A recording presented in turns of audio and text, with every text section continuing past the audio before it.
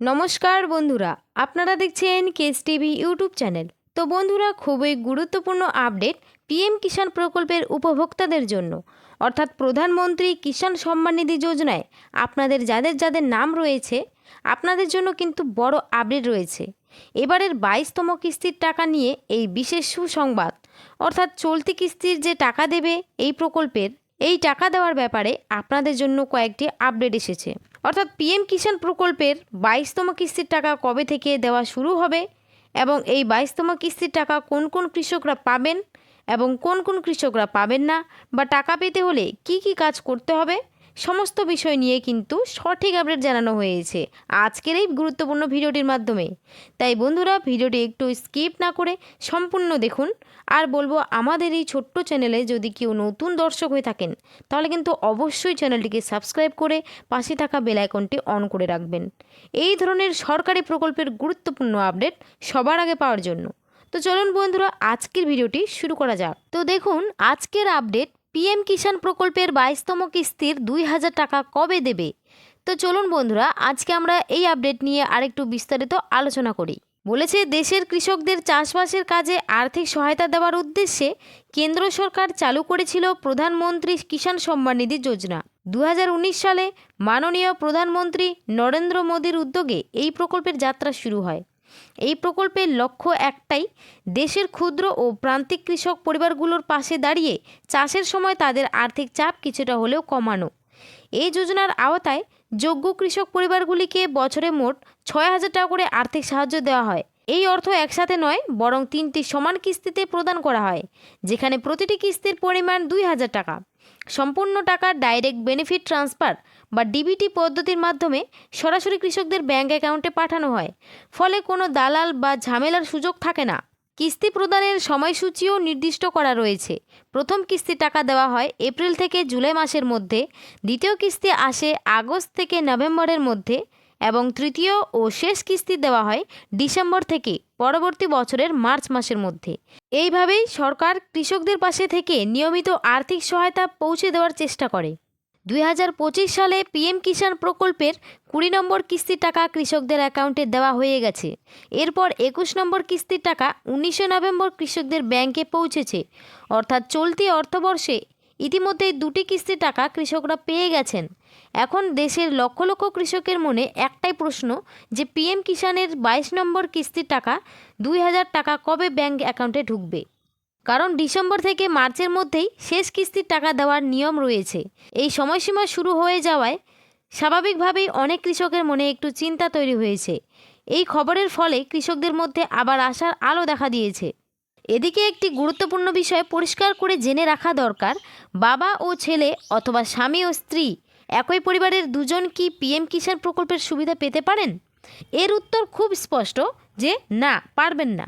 সরকারি নিয়ম অনুযায়ী একটি পরিবার থেকে শুধুমাত্র একজন সদস্যই এই প্রকল্পের সুবিধা নিতে পারবেন। যদি ভুল করে বাবা ছেলে বা স্বামী স্ত্রী দুজনেই আবেদন করে থাকেন তাহলে আবেদন বাতিল হতে পারে, অথবা টাকা চলে গেলে সরকার সেই টাকা ফেরত নিয়ে নিতে পারে। অর্থাৎ একই পরিবার থেকে দুজন এই প্রকল্পের টাকা পাবেন না। এই বিষয়টি নিয়ে ইতিমধ্যেই একাধিক বড় মিডিয়া রিপোর্ট প্রকাশিত হয়েছে।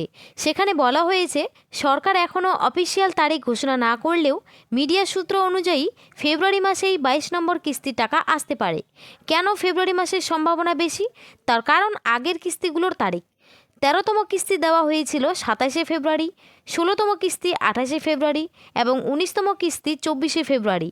অর্থাৎ অর্থবর্ষের শেষ কিস্তি বেশিরভাগ সময় ফেব্রুয়ারিতেই দেওয়া হয়েছে। সেই কারণে প্রবল সম্ভাবনা রয়েছে যে 2026 সালের ফেব্রুয়ারির তৃতীয় বা চতুর্থ সপ্তাহে কৃষকদের ব্যাংকে 2000 টাকা ঢুকতে পারে। তবে খুব গুরুত্বপূর্ণ কথা হলো, সবাই এই টাকা পাবেন না।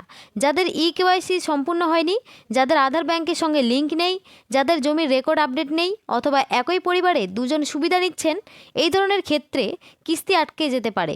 এছাড়াও যাদের যোগ্যতা সংক্রান্ত কোনো সমস্যা রয়েছে তারাও টাকা থেকে বাদ পড়তে পারেন। আপনি কিভাবে বুঝবেন আপনার টাকা আসবে কি না? এর জন্য পিএম কিষাণের অফিসিয়াল স্ট্যাটাস পেজে যেতে হবে। সেখানে এলিজিবিলিটি স্ট্যাটাস অপশনে ক্লিক করলে 3টি ঘর দেখা যাবে। যদি 3টি ঘরেই সবুজ টিক চিহ্ন থাকে তাহলে আপনার টাকা আসার সম্ভাবনা খুব বেশি। কিন্তু যদি রিজন অফ ইনএলিজিবিলিটি লেখা থাকে তাহলে বুঝতে হবে কেন আপনার কিস্তি বন্ধ হয়েছে। যেমন অনেক ক্ষেত্রে দেখা যায় স্বামী ও স্ত্রী দুজনেই সুবিধা নিচ্ছিলেন, তাই দুজনেরই টাকা বন্ধ হয়ে গেছে। আপনার স্ট্যাটাসে কোনো সমস্যা দেখালে অবশ্যই তা সমাধান করা জরুরি। সবচেয়ে গুরুত্বপূর্ণ বিষয় হলো ইকেওয়াইসি ছাড়া 22তম কিস্তির টাকা পাওয়া যাবে না। সরকার স্পষ্টভাবে জানিয়েছে যেসব কৃষকের ইকেওয়াইসি অসম্পূর্ণ অথবা জমি যাচাই অসম্পূর্ণ তারা এই কিস্তি পাবেন না। এখনও অনেক কৃষক ইকেওয়াইসি সম্পূর্ণ করেননি।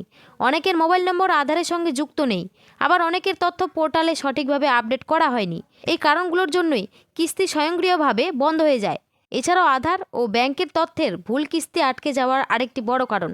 অনেক কৃষকের নাম আধার কার্ড ও ব্যাংক রেকর্ডে একরকম নয়। কারো ব্যাংক অ্যাকাউন্ট বন্ধ হয়ে গেছে, কারো আবার আইএফএসসি কোড পরিবর্তন হয়েছে। ব্যাংকের কেওয়াইসি আপডেট না থাকলেও পেমেন্ট ব্যর্থ হতে পারে। এই ধরনের ছোটোখাটো ভুল পরবর্তী কিস্তি আটকে দিতে পারে। পাশাপাশি জমির রেকর্ড আপডেট না থাকলেও সমস্যা হয়। অনেক সময় জমির রেকর্ডে আগের মালিকের নাম থাকে অথবা মিউটেশন আপডেট করা হয় না। জমি নিয়ে কোনো বিরোধ থাকলেও সিস্টেম কৃষককে অযোগ্য বলে ধরে নেয়। যদি কোনো কৃষকের কিস্তি বন্ধ হয়ে যায় বা স্ট্যাটাসে সমস্যা দেখা যায়, তাহলে আতঙ্কিত হওয়ার কিছু নেই। তারা সঙ্গে সঙ্গে সিএসসি কেন্দ্র, ব্যাংক বা কৃষি দপ্তরের সাহায্য নিয়ে তাদের তথ্য সংশোধন করতে পারেন। যত দ্রুত নথিপত্র ঠিক করা হবে, তত দ্রুত পরবর্তী কিস্তি পাওয়ার সম্ভাবনা তৈরি হবে। ইকেওয়াইসি করার পদ্ধতিও খুব সহজ। পিএম কিষাণের অফিসিয়াল ওয়েবসাইটে গিয়ে ইকেওয়াইসি অপশনে ক্লিক করতে হবে। আধার নম্বর দিয়ে ওটিপি দিয়ে প্রক্রিয়াটি সম্পন্ন করতে হবে। সব মিলিয়ে বলা যায় পিএম কিষাণের 22তম কিস্তির টাকা 2026 সালের ফেব্রুয়ারি মাসে আসতে পারে। তবে টাকা পাওয়ার আগে প্রত্যেক কৃষকেরই নিজের ইকেওয়াইসি, ব্যাংকের বিবরণ এবং জমির রেকর্ড ভালোভাবে যাচাই করা অত্যন্ত জরুরি। সামান্য অবহেলাতেই কিস্তি আটকে যেতে পারে, তাই আগে থেকেই সব তথ্য ঠিক রাখা সবচেয়ে বুদ্ধিমানের কাজ।